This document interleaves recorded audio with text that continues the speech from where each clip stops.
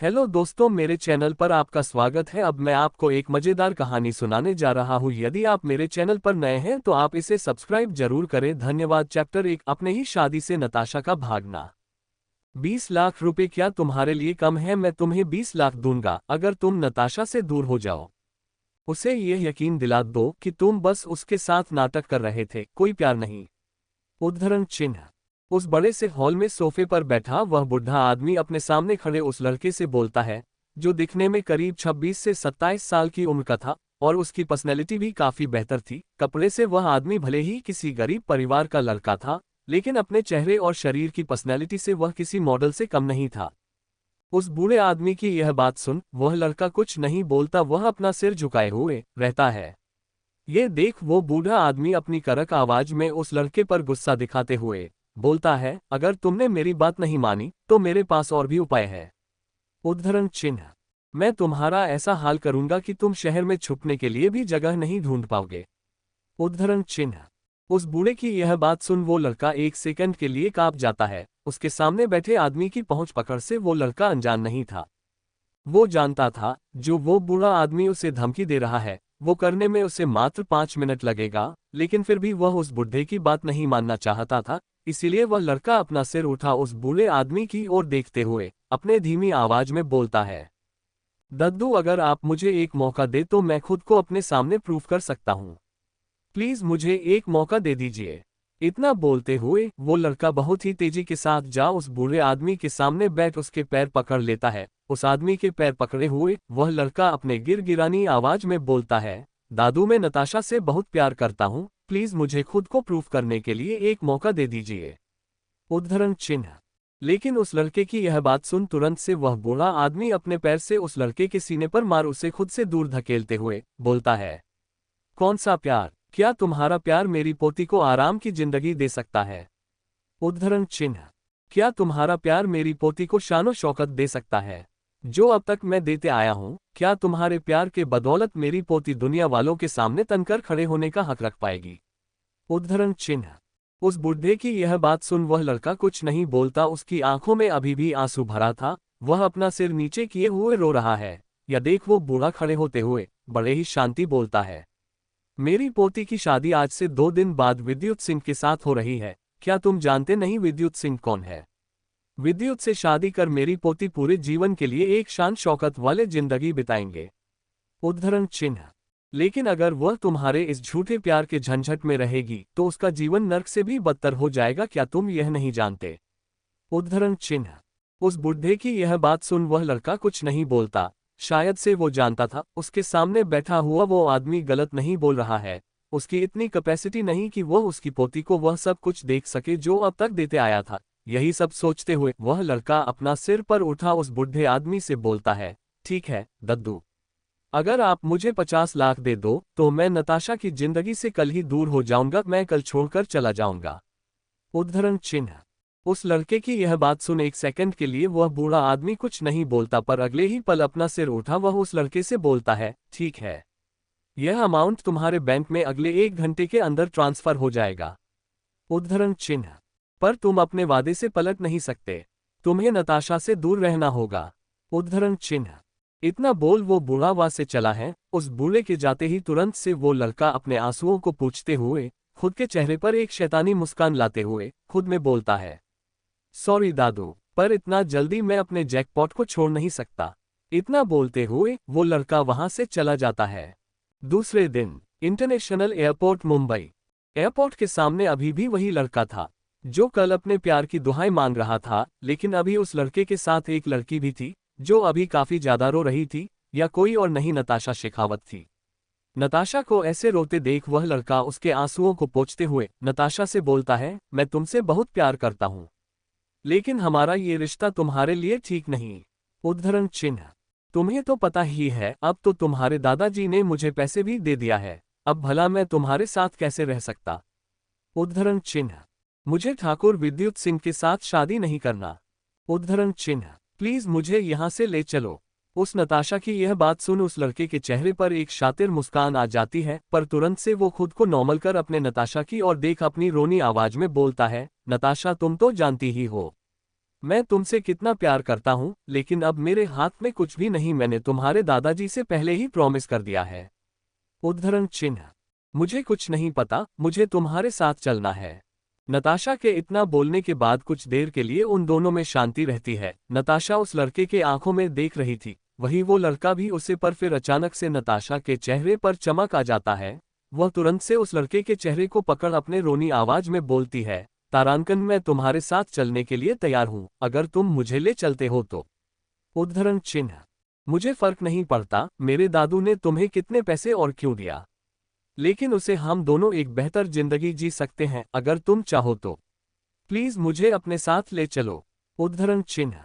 नताशा की यह बात सुन उस लड़के के चेहरे पर एक छोटी सी मुस्कान दौड़ जाती है। वही तो वो सुनना चाहता था, आखिर उसका प्लान यहाँ पर सफल हो। वह तुरंत से वह लड़का नताशा को गले लगा, उसके आंसुओं को पूछते हुए धीमी आवाज में बोलता है, तुम सही बोल रही हो, इस 50 लाख में हम अच्छे जीवन जी सकते हैं, मुझे किसी से डरने की कोई जरूरत नहीं, अगर तुम मेरे साथ हो। उद्धरण चिन्ह। अब हम साथ रहेंगे, आई लव योर नताशा। उद्धरण चिन्ह। उस लड़के की यह बात सुन तुरंत से नताशा उस लड़के के चेहरे की ओर देखते हुए अपनी रोनी आवाज में बोलती है, I love you too Rahul. Natasha अपने बॉयफ्रेंड राहुल के साथ भाग चुकी थी। ये बात भला शेखावत परिवार के पास कैसे नहीं पहुंचता। जब सुबह की निकली नताशा दोपहर तक अपने घर वापस नहीं आती, तो नताशा के दादू अरुण शेखावत और उसकी मां रेखा शेखावत चारों तरफ उसको खोजने के लिए लोगों को दौरा देते हैं, लेकिन उसका कोई फायदा नहीं होता। सब तरफ से उन्हें निराशा ही मिलता है। नताशा का कोई पता ठिकाना नहीं था। शेखावत परिवार के हेड अरुण शेखावत ने इस बात को मान लिया था कि जिस गरीब लड़के को उन्होंने अपनी पोती को छोड़ने के लिए 50 लाख दिए, उस गरीब लड़के ने उनका फायदा उठाया। वो उस 50 लाख रुपए के साथ उनकी पोती को भी लेकर भाग गया है। अभी शेखावत विला में अरुण शेखावत गुस्से में बैठे हुए थे, उन्हें काफी गुस्सा आ रहा था। अरुण शेखावत जी को कभी भी राहुल के साथ उनकी पोती का रिश्ता सही नहीं लगा था।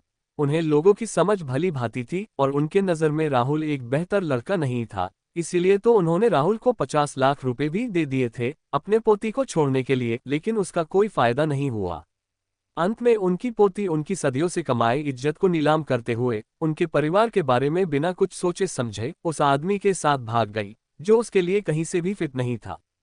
अपनी पोती के भागने से भी ज्यादा अगर कोई परेशानी अगर अभी अरुण शेखावत जी के लिए थी, तो वह ठाकुर विद्युत सिंह था। ठाकुर विद्युत सिंह से अरुण जी ने अपनी पोती की शादी ऐसे ही तय नहीं की थी। यह कोई नॉर्मल शादी ना होकर एक समझौता था, एक ऐसा समझौता जहां शेखावत परिवार का बिजनेस को टूटने से ठाकुर इंटरप्राइजेज बचा रहा था। इसीलिए तो अरुण जी ने अपनी पोती की शादी विद्युत से तय की थी, ताकि वह उनके बिजनेस को डूबने से बचा सके। लेकिन अब जबकि उनकी पोती भाग चुकी है, तो अब उनके बिजनेस को डूबने से कोई नहीं बचा सकता था।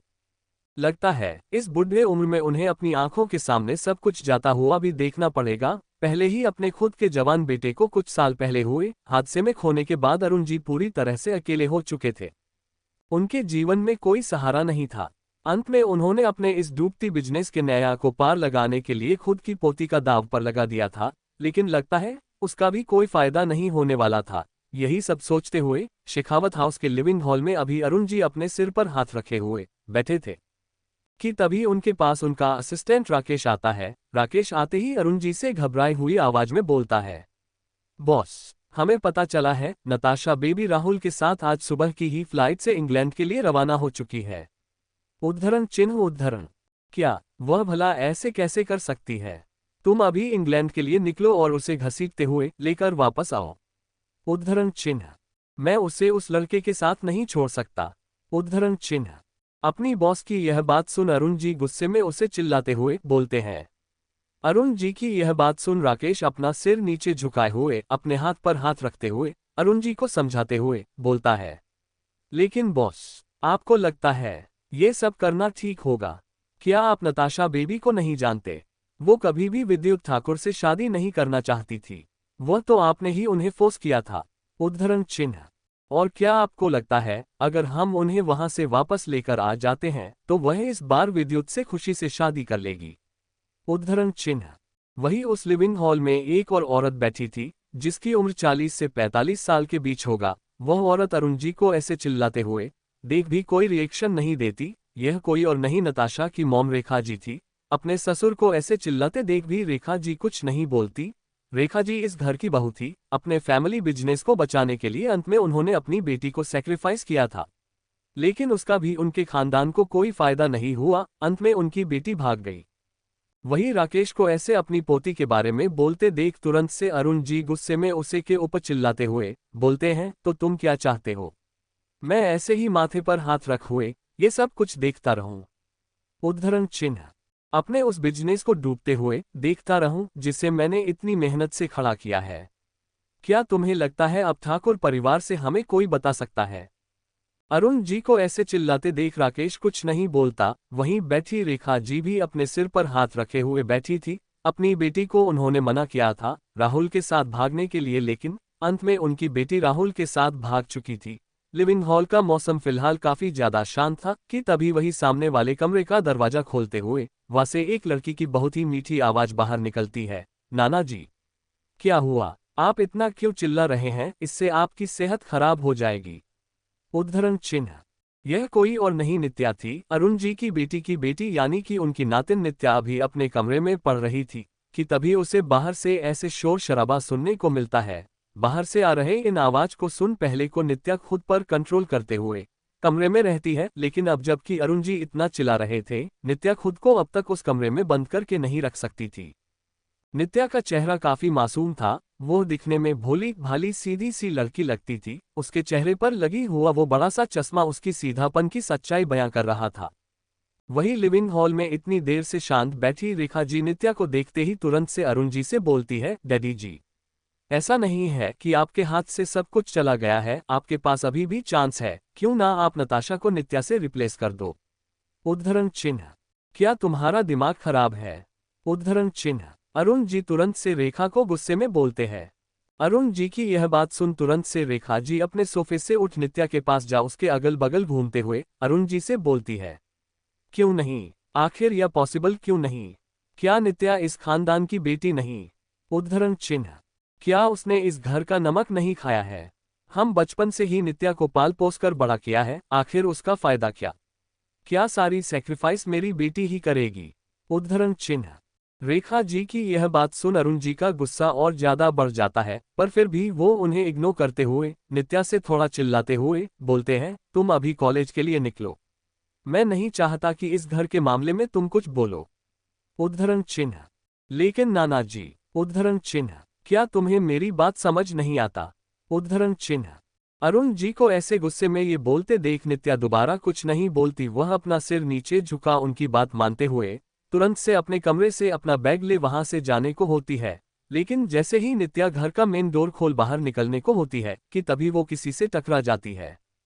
अपने नाना जी की यह बात मानते हुए नित्या वहां से जाने को होती है कि तभी अचानक से हो गेट पर खड़े उस आदमी से वो टकरा जाती है। वह आदमी अकेला नहीं था, उसके पीछे लगभग 10 से 12 और लोग थे। उन सभी ने ब्लैक पेंट और टी शर्ट पहन रखी थी। वही उन सभी के टी शर्ट पर बड़े ही सुंदर शब्दों में ठाकुर ग्रुप्स लिखा था। उन लोगों को देख नित्या को यह अंदाजा लगाते हुए ज्यादा वक्त नहीं लगा कि उसके सामने खड़ा यह आदमी कोई और नहीं विद्युत ठाकुर और पीछे उसके बॉडीगार्ड्स हैं। वही नित्या को देखकर भी अनदेखा कर विद्युत उस घर के अंदर बढ़ जाता है। लिविंग हॉल का मौसम अभी भी काफी गर्म था। वही विद्युत आदमी को घर के अंदर जाते देख गेट पर खड़ा उसका असिस्टेंट तुरंत से उसके पीछे से भागते हुए तुरंत से अरुण सक्सेना के सामने जा उनसे पूछा है, शेखावत जी, मैंने सुना कि नित्या शादी के एक दिन पहले ही कहीं चली गई है। उद्धरण चिन्ह। असिस्टेंट की यह बात सुन अरुण जी कुछ नहीं बोलते। वही लिविंग हॉल में खड़ी रेखा जी तुरंत से उसके सामने आ उस असिस्टेंट को समझाते हुए बोलती है, नहीं ऐसा कुछ नहीं है, वो बस थोड़ा वक्त शांति के लिए गई है। उद्धरण चिन्ह। अच्छा, शांति के लिए क्या लोग देश छोड़कर दूसरे काटी में जाते हैं? उद्धरण चिन्ह। पीछे से आती इस आवाज को सुन रेखा जी जब पीछे मुड़कर देखती है तो उनकी नजर विद्युत से टकराती है। विद्युत का ऑरा हमेशा से ही सख्त था, पर अभी अपने सख्त ऑरे के साथ भी वो एक मुस्कान लिए खड़ा था। जो लोग उसे जानते थे वह उसके इस मुस्कान के पीछे की चेतावनी से अनजान नहीं थे। रेखा जी विद्युत के पर्सनैलिटी की और देख खुद के मन में सोचती है, कितना हैंडसम आदमी और इतने अमीर परिवार के वेल मैनर्ड लड़के के साथ उन्होंने अपनी बेटी का शादी तय किया था, लेकिन उसकी बेटी भाग गई थी, वो भी एक ऐसे लड़के के साथ जो उसे कहीं से डिजर्व नहीं करता था, जो उनकी बेटी को वो पैसा, पावर और इज्जत नहीं दिलवा सकता था, जो विद्युत से शादी करने के बाद उनकी बेटी को मिलता। अभी रेखा जी को अपनी बेटी पर बहुत ज्यादा गुस्सा आ रहा था, लेकिन अब उन लोगों के पास कोई चारा नहीं था अपनी गलती मानने के अलावा। ये सोचते हुए रेखा जी अपना सिर नीचे कर विद्युत से अपनी धीमी आवाज में बोलती है, मुझे माफ करना बेटा, पर मेरी बेटी नादान है। वह लड़का उसको बहका कर लेकर भाग गया। उद्धरण चिन्ह। ओह, तो आपका कहना है नादान लोग ऐसे ही किसी के साथ भाग जाते हैं? क्या सच में आपकी बेटी अभी भी दूध पीती है जो वो लड़का उसको बहका कर लेकर भाग गया? उद्धरण चिन्ह। विद्युत की इन कठोर शब्दों को सुन रेखा जी का सिर नीचे झुका लेती है। वह जानती थी ये सब उनकी बेटी की ही गलती थी, लेकिन एक माँ होने के नाते वह तो अंत तक अपनी बेटी का भला ही जाएंगी। वही रेखा जी को कुछ ना बोलता देख विद्युत अरुण जी के सामने आ उनसे अपने कठोर शब्दों में उनका मजाक उड़ाते हुए पूछता है, दादाजी, तो आपने क्या सोचकर अपनी पोती उस पोती की शादी मेरे साथ तय की थी जो एक भगोड़ी है? उद्धरण चिन्ह। क्या आप नहीं जानते थे कि आपकी पोती के दिल पहले से ही किसी और लड़का है? फिर भला आपने इन सब में मुझे क्यों बांधा? उद्धरण चिन्ह। विद्युत की आवाज भले ही कठोर थी लेकिन उसमें पूरी सच्चाई थी। उसको ऐसे बोलती देख अरुण जी कुछ नहीं बोलते, उनका सिर शर्म से नीचे झुक गया था। वहीं अरुण जी को कुछ ना बोलता देख रेखा जी गेट की ओर देखती है तो वह अभी भी नित्या खड़ी थी। अभी भी नित्या को वह खड़ा देख राखी जी तुरंत से विद्युत के अपने एक्साइटेड आवाज में बोलती है, हमने तुम्हारे साथ अपने खानदान की बेटी का शादी तय किया था। नताशा नहीं नित्या सही। उद्धरण चिन्ह।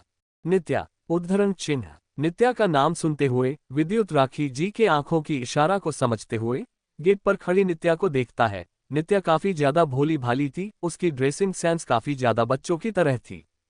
उसको देखकर विद्युत को कोई अट्रैक्शन भी फील नहीं होता, ना ही विद्युत को वह लड़की अभी एक एडल्ट लगती है जिसके साथ अगर कल होकर वो किसी पार्टी में जाएगा तो उसे इंसल्ट फील नहीं करना पड़ेगा। उसको देखते हुए विद्युत मुस्कुराते हुए राखी से बोलता है, तो आप अपने खानदान की लड़की की बदले मेरी शादी एक कचरे से उठाए लड़की के साथ करवाना चाहती है जिसका ना तो कोई नाम है और ना कोई अता पता। उद्धरण चिन्ह। वहीं खड़े अरुण जी अभी अपनी बहू रेखा को बहुत ज्यादा गुस्सा थे। उनके मना करने के बाद भी उनकी बहू ने इन सब में नित्या को घसीट ही लिया था। वह अभी रेखा जी को डांट पाते कि उससे पहले ही उन्हें विद्युत की यह आवाज सुनाई देती है। विद्युत की यह बात सुन अरुण जी पीछे हो जाते हैं। गेट पर खड़ी ये लड़की कोई अरी गहरी लड़की नहीं थी, यह उनकी नातिन, उनकी बेटी की बेटी नित्या थी, जिन्हें वह अपने आप से भी ज्यादा प्यारी थी। पर अरुण जी विद्युत को कुछ नहीं बोलते, लेकिन गेट के पास खड़ी नित्या विद्युत के सामने आ उससे तनकर बोलती है, ओह हेलो मिस्टर, मैं कोई अरी गहरी कचरे से उठाए लड़की नहीं हूँ, शेखवात खानदान की बेटी और अरुण सक्सेना की नातिन हूँ। उद्धरण चिन्ह। वहां खड़े हो सारे लोग नित्या को कैसे कठोर शब्दों में विद्युत के सामने बात करते देख चौंक जाती है। आज से पहले शायद से ही कभी ऐसा कुछ हुआ होगा कि किसी ने विद्युत से ऐसे बात की होगी। वहीं विद्युत विद्या के ऐसे कठोर शब्दों को सुन गुस्से में अपने हाथ की मुट्ठी बांध लेता है। अभी थोड़ी देर पहले जब उस लड़की ने गेट खोला था तभी उसको तो यही लगा था कि वह इस घर में काम करने वाली सर्वेंट है। उसके अपीयरेंस को देखकर कोई भी नहीं बता सकता था कि इस जैसी सीधी सादी और ऐसे कपड़े पहनने वाली लड़की इस खानदान की बेटी हो सकती है। नित्या को एक नज़र ऊपर से नीचे तक घूरने के बाद विद्युत उसका मजाक उड़ाते हुए बोलता है, तुम्हारे अपीयरेंस को देखकर तो नहीं लगता कि तुम इस घर की बेटी कहलाने के लाने के लायक हो, या फिर तुम कल होगे मेरे साथ चलने के लायक हो। क्या तुम्हें ऐसा लगता है तुम मेरे सामने खड़े होने के लायक हो? उद्धरण चिन्ह। विद्युत की यह बातें सुन लिविंग हॉल पूरी तरह से सन्नाटा हो जाता है, कोई कुछ नहीं बोलता। वहां सिर्फ लोगों की सांस लेने की आवाज सुनाई दे रही थी। वहीं विद्युत और नित्या एक दूसरे को गुस्से भरी आंखों से देख रहे थे। विद्युत की यह बातें सुन नित्या वहीं से कुछ दूरी पर खड़े अपने नाना जी की ओर देखती है, जिनका चेहरा अभी काला पड़ गया था। विद्युत के डर से या फिर अपने बिजनेस को खोलने के डर से अपने नाना जी को ऐसे देख नित्या अपने चेहरे का एक्सप्रेशन नॉर्मल करते हुए विद्युत का मजाक उड़ाते हुए बोलती है, मेरी अपीयर रेश पर सवाल उठाने वाले आखिर तुम होते कौन हो? क्या तुम्हें लगता है तुम्हारा अपीयरेंस ऐसा है कि तुम मेरे सामने खड़े होने का दम रखते हो? उद्धरण चिन्ह। या फिर तुम खुद को कुछ ज्यादा ही हैंडसम समझते हो जो तुम्हें लगता है सारी लड़कियां तुमसे शादी करना चाहती होगी, तुम्हारे पीछे पागल होगी। उद्धरण चिन्ह। नित्या की यह बात सुन वहां खड़े सारे लोग दंग रह जाते हैं। भले ही इस लड़की का उम्र कम थी, इसका हाइट छोटा था, लेकिन इसकी बातें नहीं। विद्युत के सामने भी वो ऐसे तन खरी होने की हिम्मत आज से पहले किसी ने भी नहीं दिखाया था। नित्या की ऐसी बातें सुनकर अभी तो रेखा जी के साथ साथ अरुण जी भी हैरान थे। वो अपनी नातिन को लेकर डर गए थे। तो क्या होगा अगर विद्युत उनकी नातिन को मार देता है? क्योंकि विद्युत अभी जैसे गुस्से में उनकी नातिन की ओर देख रहा था, उससे तो उन्हें ये यकीन हो रहा था कि वह उसे नहीं छोड़ने वाला। विद्युत को ऐसे अपनी नातिन की ओर घूरते देखा अरुण जी उससे अपनी नातिन को बचाने के लिए आगे बढ़ते हैं कि तभी उन्हें विद्युत की आवाज सुनाई देती है। अच्छा, तो तुम्हें लगता है दुनिया की कोई भी लड़की मुझसे शादी करने के लिए तैयार नहीं होगी? तो ठीक है, कोई और क्यों, तुम्हें ही क्यों नहीं? उद्धरण चिन्ह। इतना बोलते हुए विद्युत अरुण जी की ओर देखकर बोलता है, मैं आपके साथ अभी भी कुछ गलत नहीं करूंगा, अगर आप मेरी शादी कल तय हुए वक्त पर नित्या से करवा दे। उद्धरण चिन्ह। अरुण जी से इतना बोलने के बाद विद्युत गुस्से में नित्या की ओर देखता है, जो अभी उसके सामने तनकर खड़ी थी, ऐसा दिखाने के लिए कि वह काफी बहादुर है, वह एक एडल्ट है, लेकिन ऐसा था नहीं। उसको ऐसे देख विद्युत अपने चेहरे पर मुस्कान दिखाते हुए बोलता है, miss Nitya, welcome to hell. एक बात याद रखना, जितना तुम्हारी बहन ने मुझे दिया है उसका 100 गुना ज्यादा मैं तुम्हें दूंगा। इतना बोल बिना कोई देरी किए विद्युत वहां से चला जाता है। विद्युत के जाते ही तुरंत से उसके बॉडीगार्ड्स भी उसके पीछे पीछे निकल जाते हैं। विद्युत वहां से अपना फैसला सुना चला गया था, लेकिन लिविंग हॉल में अभी भी चारों तरफ सन्नाटा था। जहां एक तरफ विद्युत के जाने के बाद राखी जी उस सोफे पर जाकर आराम से बैठ जाती है, जहां अभी से थोड़ी देर पहले वो टेंशन में बैठे थे। वहीं अरुण, शेखावत और नित्या अभी चौंके हुए थे। नित्या ने तो विद्युत के सवालों का जवाब दिया था, उसे नहीं पता था विद्युत ऐसा कोई फैसला ले लेगा। वह बस उसे खुद को कचरे से उठाया सुनने के बाद गुस्सा में उससे बोल पड़ी थी, पर उससे शादी करने का उसका कोई प्लान नित्या का बिल्कुल नहीं था। इसीलिए उसे समझ नहीं आ रहा था वह क्या करे। वही अरुण जी अपनी नातिन की बेवकूफ़ी पर अभी रोना चाहते थे, अब वह अपनी नातिन को नहीं बचा सकते थे। ये बात वो बहुत अच्छे तरीके से समझ गए थे। अरुण जी वैसे ही शांत रहते हैं। ये देख नित्या अपना मासूम सा शक्ल बना अरुण जी के पास जा उनसे पूछती है, नाना जी, क्या सच में यह आदमी इतना ज्यादा खतरनाक है कि आप इसे इतना डर रहे हैं? भला हम इसकी बातें क्यों माने? उद्धरण चिन्ह। बेटा, तुमने बहुत गलत किया इन सब में आकर। आई एम सॉरी, लेकिन अब मैं तुम्हें नहीं बचा सकता। उद्धरण चिन्ह। अपने नाना जी की यह बात सुन नित्या चौंक जाती है। ठाकुर विद्युत सिंह की सच्चाई कोई नहीं जानता था, लेकिन उसके गुस्से और दरीदगी से कोई भी अनजान नहीं था। मात्र 18 साल की उम्र में अपने डैड का बिजनेस विद्युत ने संभालना शुरू किया था, पर फिर मात्र 2 सालों बाद ही वह अपने डैड से भी बड़ी कंपनी खोलकर बैठ गया। अंत में उसने अपने डैड को ही मजबूर कर दिया कि वह सब कुछ उसके नाम पैसे लेकर लिख देने के लिए, जो आगे जाकर उसका ही होता। बिजनेस वर्ल्ड में ऐसा कोई नहीं था जो विद्युत के सामने अपना सिर ना झुकाया था। विद्युत की एक खासियत थी, वह हमेशा सामने वाले को इतना मजबूर कर देता था कि वह अपने लाखों की प्रॉपर्टी 1000 में बेचकर निकलने में अपनी भलाई समझता था। ऐसा ही कुछ शेखावत परिवार के साथ हुआ था, लेकिन यहाँ का पर आकर विद्युत ने पूरा अलग शर्त रख दिया था। हैंडसम पर्सनैलिटी, सुंदर चेहरे और इतने ज्यादा पावरफुल होने के बाद भी बड़े खानदान की लड़कियां जल्दी से विद्युत के साथ शादी नहीं करना चाहती थी। अगर लड़की चाहती भी तो उनके परिवार वाले नहीं। जो परिवार वाले विद्युत के नाम से कितना ज्यादा कांपते थे, वह वाला विद्युत के साथ अपनी बेटी को कैसे जाने दे सकते थे? उसके गुस्से और उसके बिजनेस माइंड को देखते हुए इसीलिए विद्युत की शादी अब तक किसी अच्छे घराने के लड़की के साथ नहीं हुआ था। लेकिन शेखावत कंपनी को डूबते देख विद्युत में शेखावत परिवार के सामने ये शर्त रखा था। विद्युत के शादी के बाद भी शेखावत खानदान की टेंशन कम नहीं होता, लेकिन वह उतना बढ़ता भी नहीं जितना दूसरों के साथ बढ़ता था। इसीलिए अरुण जी ने अपनी पोती की शादी के लिए हाँ बोल दिया था। विद्युत के बिजनेस दिमाग और उसके बिजनेस प्रोफेशंस में क्या क्या चल रहा है और वह कितना खड़ूस है, ये सब जानते थे। लेकिन उसके पर्सनल लाइफ के बारे में किसी को कुछ ज्यादा खास पता नहीं था। हाँ, ऐसे सुनने में था कि अब तक उसके जीवन में कोई भी औरत नहीं थी। अब्रॉड से आने के बाद ही विद्युत सीधा से बिजनेस में ही जुड़ गया था। आज तक विद्युत के साथ किसी औरत का नाम बाहर तो नहीं आया था। अब अंदर का कोई कुछ भी नहीं बता सकता था। पता नहीं अरुण जी के नातिन के साथ फ्यूचर में क्या होगा। ये बात सोचते हुए अरुण जी की सांसें अब कम चलने लगी थी, लेकिन राखी जी इन सब के लिए काफी ज्यादा एक्साइटेड थी। भले ही राखी जी के मन में इस बात की मलाल हमेशा रहेगा कि इतने अमीर लड़के से उनकी बेटी का शादी नहीं हो रहा, इतने अमीर खानदान की बहू उनकी बेटी नहीं बन रही, लेकिन अभी उनके बिजनेस को बचाने के लिए विद्युत के साथ नित्या की शादी से भी वो खुश थी। राखी जी ऐसे अरुण जी को कुछ ना बोलता देख नित्या से बोलती है, हाँ तुम्हारी शादी अब विद्युत ठाकुर से होगी, इसलिए चुपचाप से हमारी बात मान जाओ। उद्धरण चिन्ह। राखी जी की यह बात सुन नित्या अपने नाना जी की ओर देखती है, लेकिन अरुण जी कुछ नहीं बोलते। वह नित्या के सिर पर हाथ रख उसे आशीर्वाद देते हुए बोलते हैं, मैंने तुम्हें बहुत सलामत रखने की कोशिश की, लेकिन तुम्हारी किस्मत का कहा नहीं बदल सकता। भगवान तुम्हें सब कुछ से लड़ने की शक्ति दे। इतना बोलते हुए अरुण जी उस घर से निकलने लगते हैं। ये देख राखी की दौड़ते हुए अपने ससुर के पास जा उनसे पूछती है, डैडी जी क्या हुआ? क्या आप हमारा बिजनेस के बचने से खुश नहीं? क्या आपको अच्छा नहीं लग रहा कि अब हमें ठाकुर परिवार से कोई खतरा नहीं? उद्धरण चिन्ह। राखी की इस बात का कोई जवाब ना देते हुए अरुण जी अपने गंभीर आवाज में बोलते हैं, शादी का जो भी फंक्शन का डेकोरेशन या फिर मैटर होगा वह तुम खुद में ही समझ लेना, मैं इस शादी में सम्मिलित नहीं हो पाऊंगा।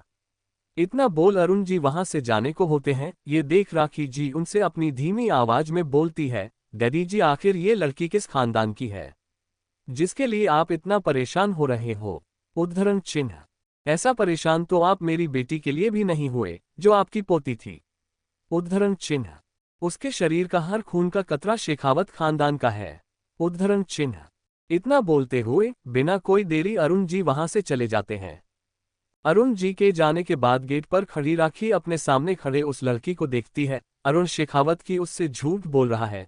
जहां तक राखी जानती थी, वह भले ही नित्या को अपनी नातिन बताते थे, दुनिया के सामने वह भले ही नित्या को सब कुछ देते थे, जो चीजें वह उसकी नताशा को भी नहीं देते थे, इस रिश्ते के पीछे की सच्चाई राखी जी नहीं जानती थी। किस खानदान की लड़की है, कहाँ से उठाकर उसके ससुर लेकर आए थे, इस बारे में उन्हें कोई आइडिया नहीं इतना था। वो बस इतना जानती है कि आज से करीब 14 साल पहले इस लड़की को लाकर उनके ससुर ने घर में पनाह दिया। इस लड़की की पहचान आज तक किसी को भी नहीं पता था। लिविंग हॉल में सोच रही नित्या के पास जा राखी जी उससे समझाते हुए बोलती है, अब जबकि तुम विद्युत ठाकुर से शादी करने वाली हो, मुझे नहीं लगता तुम्हें ज्यादा परेशान होना चाहिए। उद्धरण चिन्ह। वह भले ही थोड़ा कठोर है, लेकिन इतना भी नहीं जिंदा लोग उसके बारे में बोलते हैं, इसलिए तुम टेंशन मत लो। उद्धरण चिन्ह। पर मम्मी, क्या सच में मुझे विद्युत ठाकुर से शादी करना पड़ेगा? उद्धरण चिन्ह। हाँ। उद्धरण चिन्ह। दूसरी सुबह नित्या बिस्तर पर बहुत आराम से लेटी हुई थी। उसके लिए तो ये सब कुछ जो भी हुआ था वह सपना था।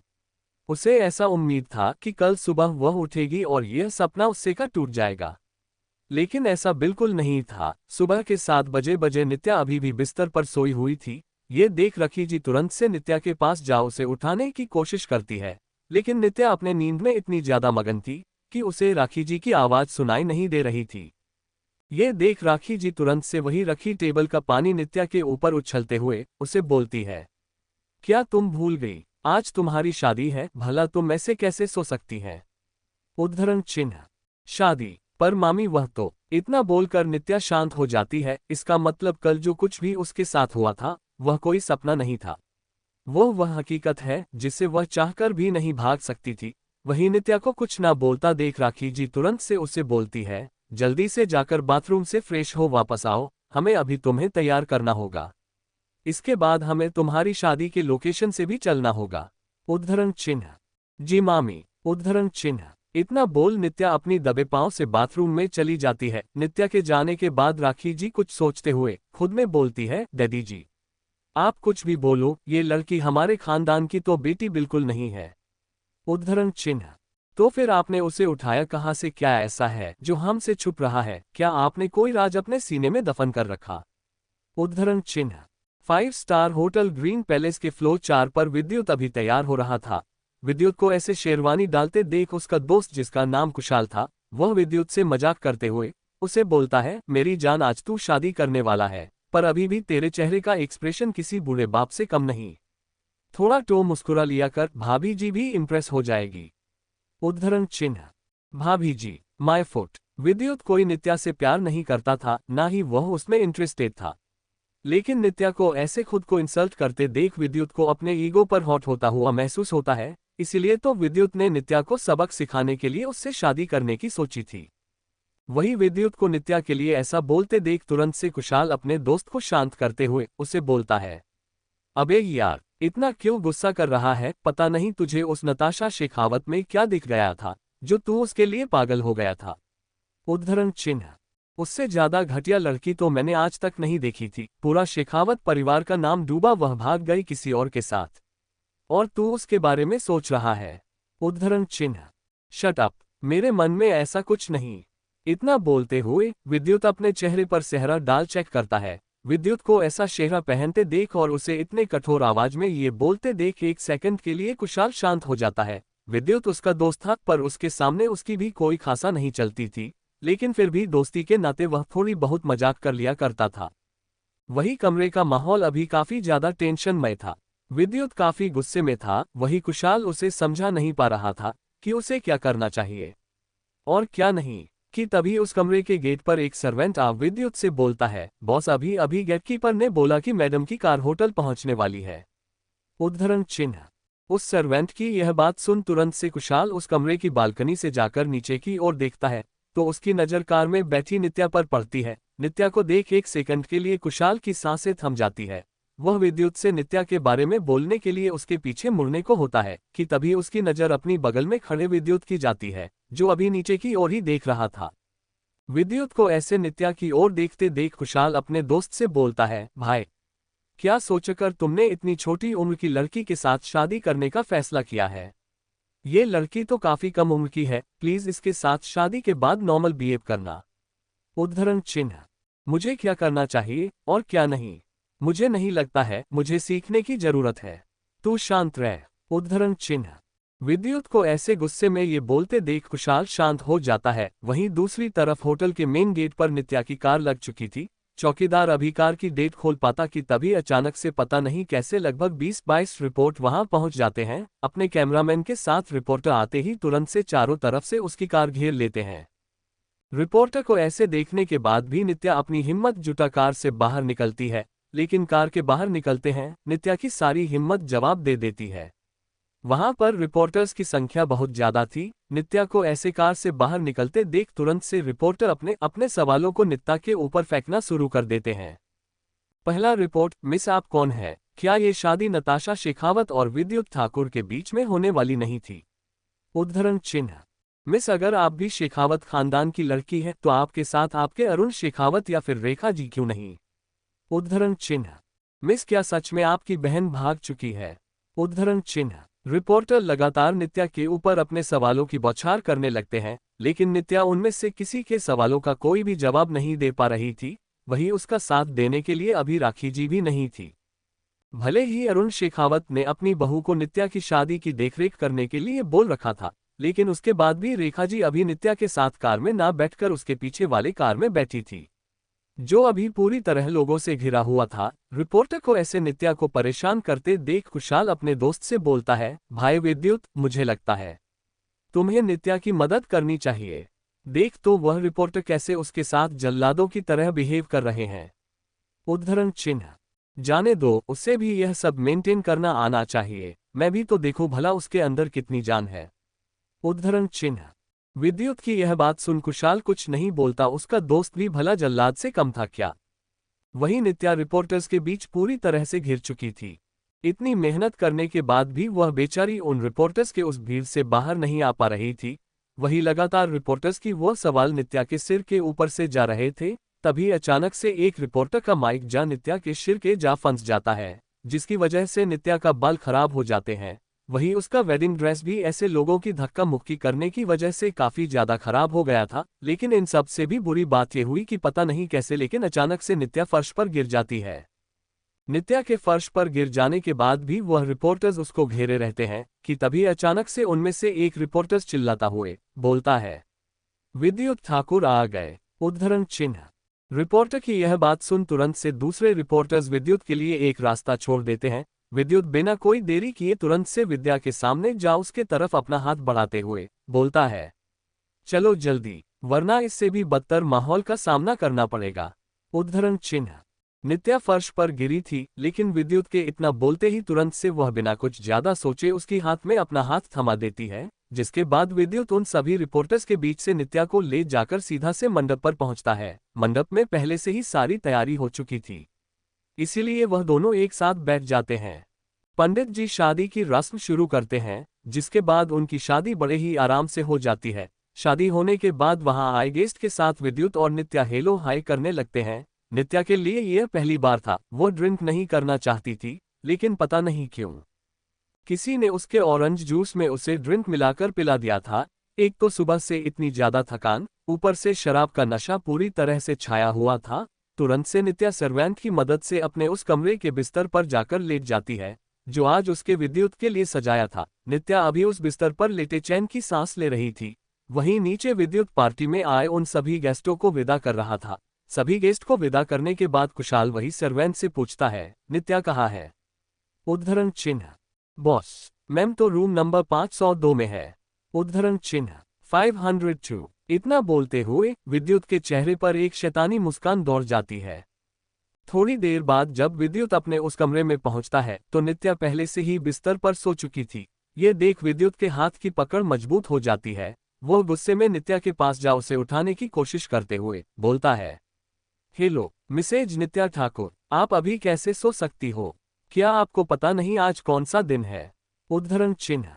नित्या काफी ज्यादा गहरी नींद में थी, उसे नहीं पता था कि क्या हो रहा है। तभी अपने कमरे में किसी मर्द के आवाज से उसकी आंखें थोड़ी खुलती है, लेकिन जैसे ही उसकी नजर अपने सामने खड़े उस आदमी पर जाती है, तुरंत से नित्या चौंकते हुए अपने लड़खड़ाते आवाज से बोलती है, तुम यहाँ पर क्या कर रहे हो? उद्धरण चिन्ह। नित्या की यह बात सुन विद्युत के चेहरे पर शैतानी मुस्कान दौड़ जाती है। वह तुरंत से मुस्कुराते हुए नित्या से बोलता है, मेरी जान, आज हमारी सुहागरात है, भला मैं यहाँ पर क्या करने आया होऊंगा? उद्धरण चिन्ह। नित्या की यह बात सुन विद्युत के चेहरे पर शैतानी मुस्कान दौड़ जाती है। वह तुरंत से मुस्कुराते हुए नित्या से बोलता है, मेरी जान, आज हमारी सुहागरात है, भला मैं यहाँ पर क्या करने आया होऊंगा? उद्धरण चिन्ह। क्या तुम भूल गई मैंने तुम्हें क्या कहा था? उद्धरण चिन्ह। क्या नहीं, प्लीज मुझे जाने दो, प्लीज मुझे छोड़ दो। विद्युत की कल की बात को ध्यान में लाते हुए तुरंत से नित्या उससे माफी मांगते हुए वहां से जाने के लिए बोलती है, लेकिन नित्या की बात सुन विद्युत के चेहरे पर एक बड़ी सी मुस्कान आ जाती है। वह अचानक से हंसने लगता है। वो हंसते हुए नित्या से बोलता है, तुम मेरी लीगली वाइफ हो, क्या तुम्हें ये बात नहीं?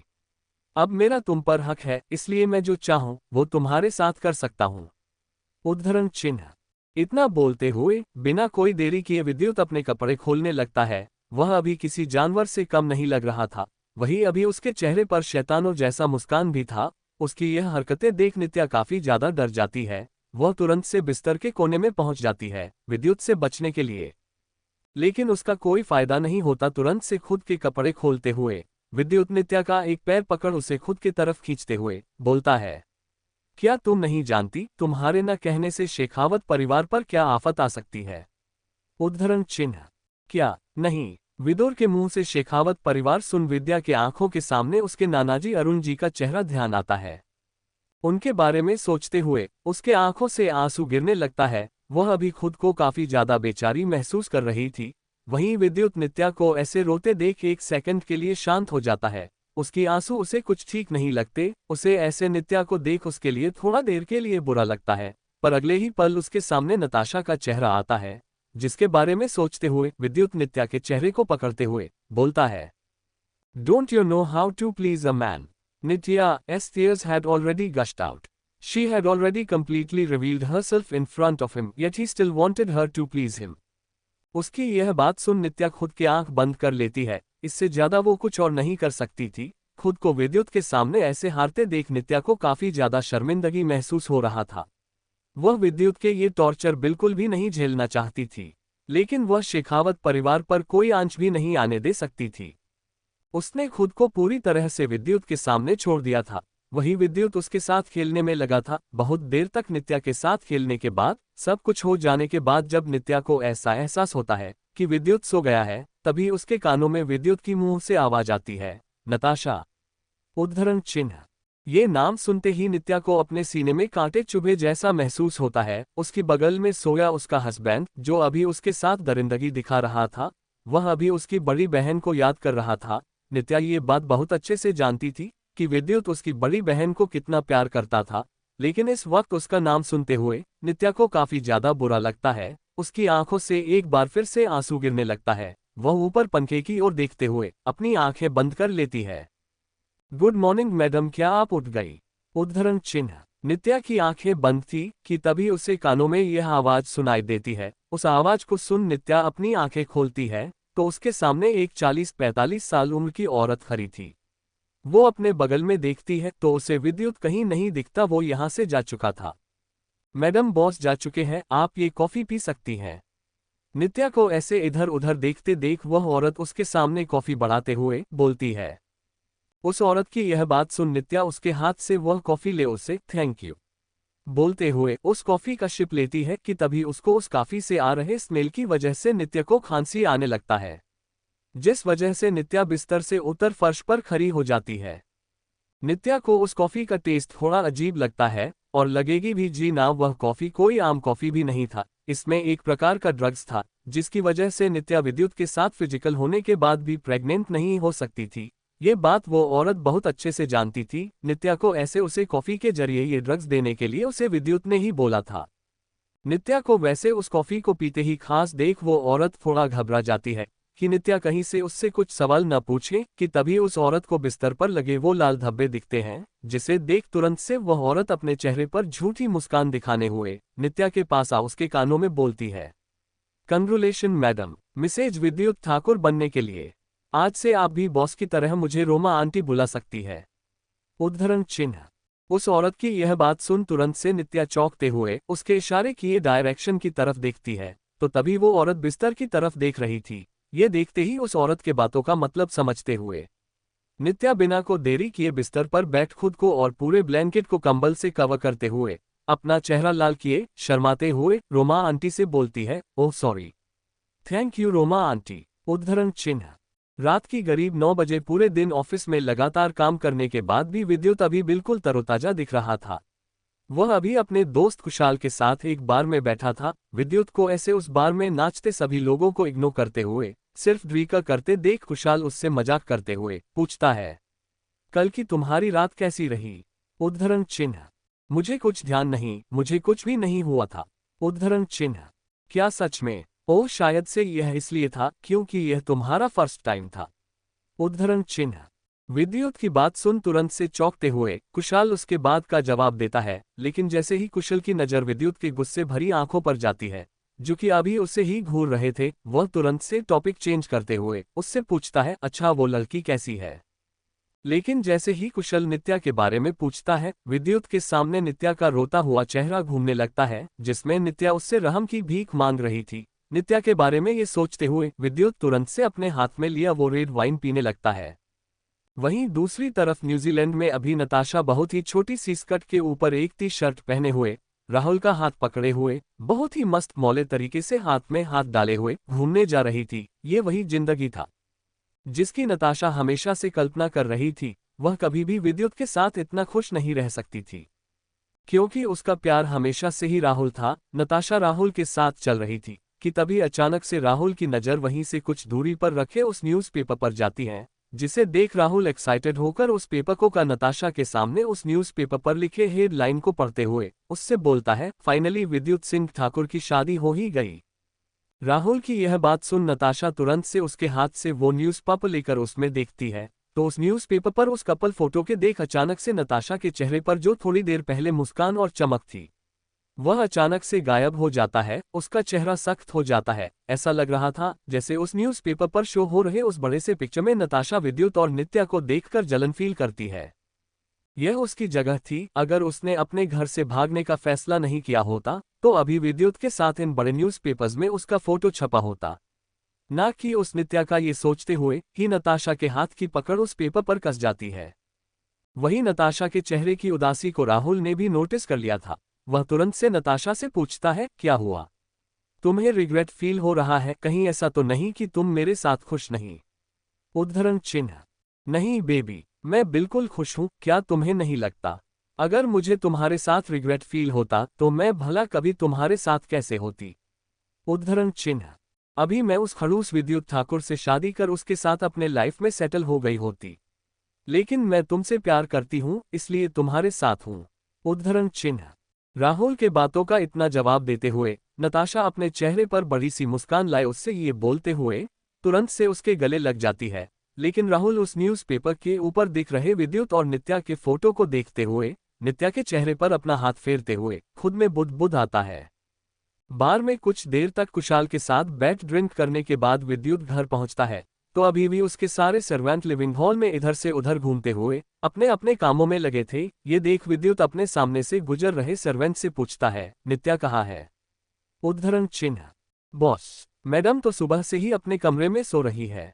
हम उद्धरण चिन्ह। उस सर्वेंट की यह बातें सुन विद्युत की हाथ की मुठ्ठियां कस जाती हैं। वह गुस्से में अपने कमरे की ओर जाता है।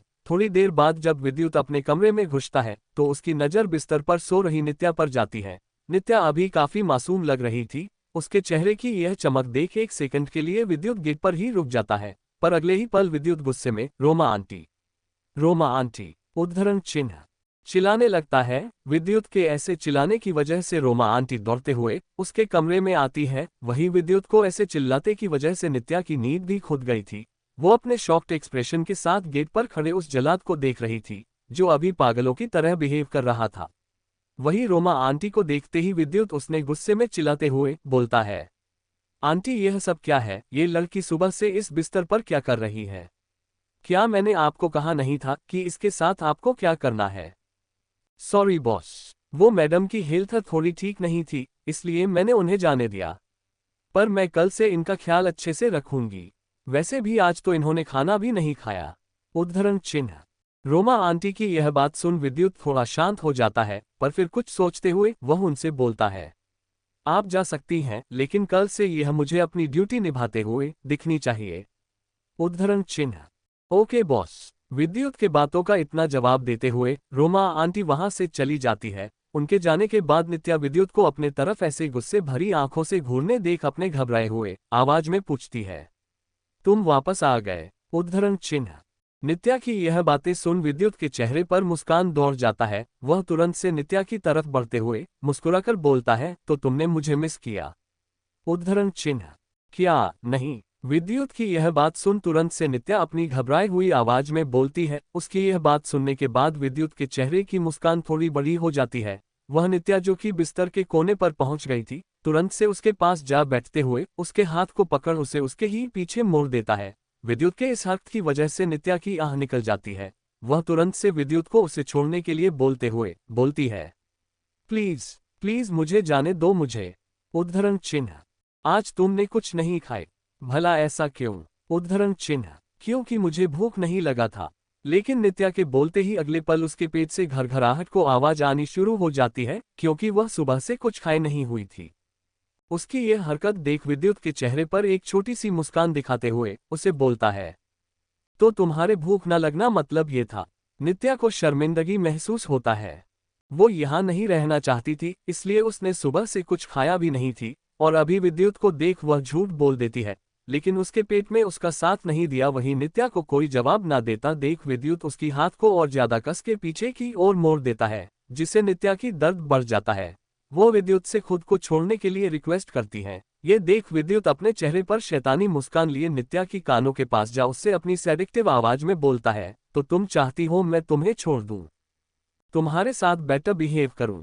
उद्धरण चिन्ह। इतना बोलते हुए अगले ही पल विद्युत नित्या का हाथ जोड़ उसकी गर्दन पकड़ अपने आंखों में आंखें देखने का इशारा करते हुए बोलता है, अगर तुम्हें ऐसा चाहिए तो बोलो कि तुम मुझसे प्यार करती हो। उद्धरण चिन्ह। मेरी आंखों में आंखें डालकर बोलो कि तुम्हें मुझसे प्यार है। उद्धरण चिन्ह। क्या नहीं? भला मैं क्यों बोलूं?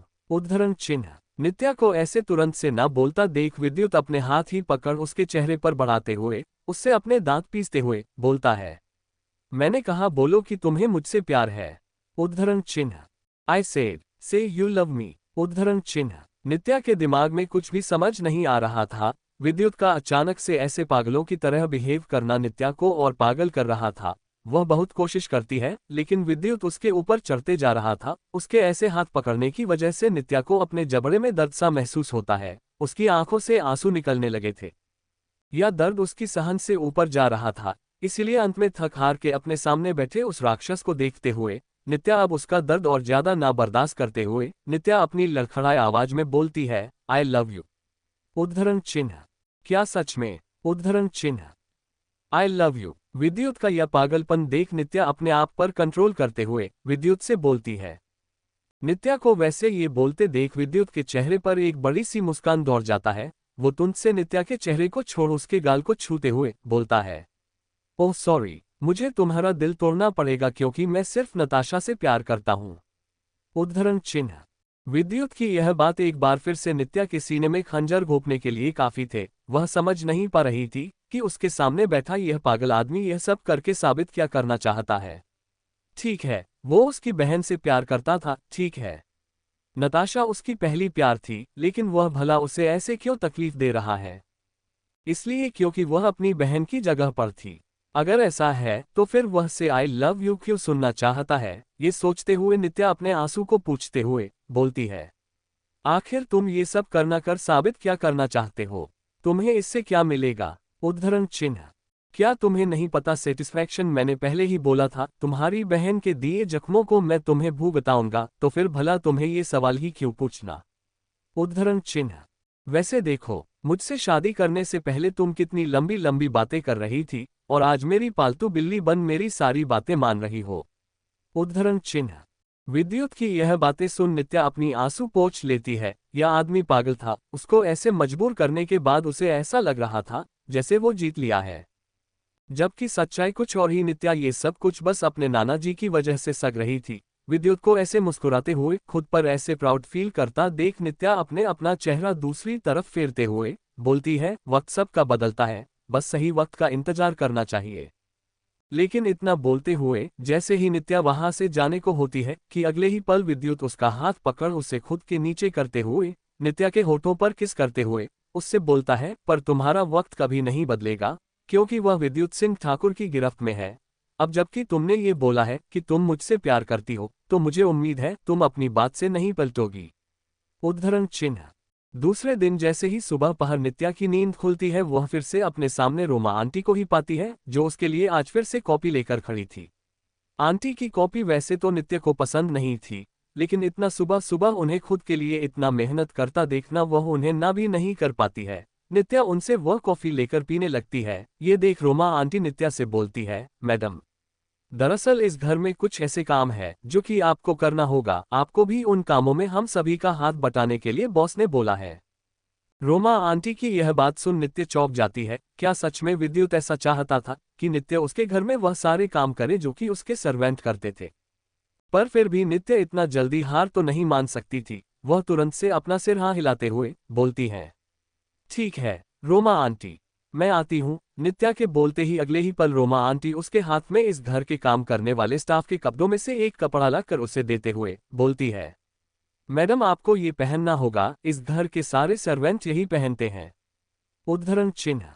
सर्वेंट। उद्धरण चिन्ह। रोमा आंटी की यह बात सुन नित्या के चेहरे पर अजीब तरीके से मुस्कुराते हुए बोलती है, मैं आती हूँ, आप चलिए। उद्धरण चिन्ह। इतना बोलते हुए नित्या रोमा आंटी के हाथ से वो कपड़ा लेकर वॉशरूम में चली जाती है। मैडम आपको ये पहनना होगा, इस घर के सारे सर्वेंट यही पहनते हैं। उद्धरण चिन्ह। सर्वेंट। उद्धरण चिन्ह। रोमा आंटी की यह बात सुन नित्या के चेहरे पर अजीब तरीके से मुस्कुराते हुए बोलती है, मैं आती हूँ, आप चलिए। उद्धरण चिन्ह। इतना बोलते हुए नित्या रोमा आंटी के हाथ से वो कपड़ा लेकर वॉशरूम में चली जाती है। नित्या को नहीं पता था कि विद्युत की नफरत की हद इतना ज्यादा है कि वह उसे अपने घर में सर्वेंट बना देगा। जब उस सर्वेंट की ड्रेस को पहन नित्या कमरे से बाहर निकलती है, तो रोमा आंटी के अलावा बाकी सारे घर में काम करने वाले सर्वेंट नित्या को वैसे कपड़ों में देख चौंक जाते हैं। उन्हें उम्मीद नहीं हो रहा कि जिस लड़की को 2 दिनों पहले उन्होंने अपने बॉस के साथ शादी के फेरे लेते हुए देखे थे, जिस लड़की की फोटो अगले दिन सारे न्यूज़पेपर के फ्रंट पेज पर छपा था, इस न्यूज के साथ की यह है मिस्टर विद्युत ठाकुर सिंह की वाइफ नित्या ठाकुर है। वह आज अपने ही घर में नौकर की तरह कपड़े पहन के आएगी। नित्या उन सब को खुद की तरफ ऐसे घूरते देख ये बात बहुत अच्छे से समझ रही थी कि वो उसकी बारे में अभी क्या कुछ सोच रहे होंगे, पर फिर भी नित्या उन सभी को इग्नोर करते हुए रोमा आंटी के पास जा उनसे बोलती है, रोमा आंटी, मुझे क्या करना है, आप मुझे बताए। उद्धरण चिन्ह। नित्या को ये बोलते देख तुरंत से रोमा आंटी दूसरे सर्वेंट को इशारा करती है। उस सर्वेंट ने अभी अपने हाथ में पोछा का सामान लिया था। ऐसा लग रहा था जैसे वह अभी घर में पोछा मार रहा था। सर्वेंट से उस पोछा का सामग्री नित्या के सामने रखने के बाद रोमा आंटी बोलती है, नित्या से बोलती है, मैडम आपको इस घर के सभी कमरे में पोछा मारने होंगे। यही बॉस का आदेश है। उद्धरण चिन्ह। बॉस का आदेश। मिस्टर ठाकुर तो तुम मुझसे ये सब करवाना चाहते हो, पर कोई बात नहीं, मैं इतनी जल्दी हार नहीं मानने वाली। उद्धरण चिन्ह। रोमा आंटी की बात सुन खुद में के मन में इतना बोल नित्या अपने चेहरे पर दिखी मुस्कान दिखाते हुए तुरंत से उस पोछे को सामान ले सबसे पहले अपने कमरे की सफाई करने के लिए ही जाती है। नित्या को ऐसे वहां से पोछा का सामान लेकर जाते देख वहां खड़े हुए वह सारे सर्वेंट जो ये सब देखकर हैरान थे, वह रोमा आंटी से पूछते हैं, आंटी क्या सच में हम मालकिन से ये सब कुछ करवाने वाले हैं? वह तो उद्धरण चिन्ह। लेकिन अभी वह सर्वेंट इससे ज्यादा कुछ बोल पाता कि तभी रोमा आंटी उसे रोकते हुए बोलती है, हम बॉस के खिलाफ नहीं जा सकते, कोई उसकी मदद नहीं करेगा। नित्या मैडम खुद ही अपना काम करेगी। इतना बोल रोमा आंटी बिना कोई देरी किए अपना फोन ले साइड हो जाती है। शायद से वह इस बारे में विद्युत को बताने जा रही थी कि उन्होंने उसके कहे अनुसार नित्या को काम पर लगा दिया है। दूसरी तरफ नित्या उस पोछे का सामान ले अपने कमरे में पहुंचती है। आज से पहले नित्या ने ऐसा कुछ किया तो नहीं था। नित्या को इस बारे में कोई आइडिया भी नहीं था कि घर में पोछा कैसे लगाया जाता है।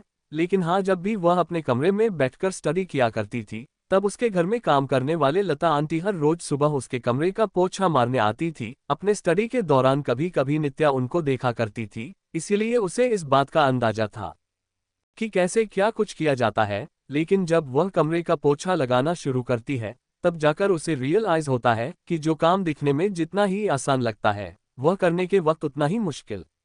लेकिन फिर भी नित्या अपने काम में लगी रहती है। भले ही पानी एक्स्ट्रा हो जा रहा था, भले ही घर पूरी तरह से धोया हुआ लग रहा था, लेकिन नित्या अपने काम में लगी हुई थी। दूसरी तरफ विद्युत अभी ठाकुर इंडस्ट्रीज में अपने केबिन में बैठे काम में लगा था कि तभी उसकी केबिन का दरवाजा खोल उसका दोस्त खुशहाल अंदर आता है।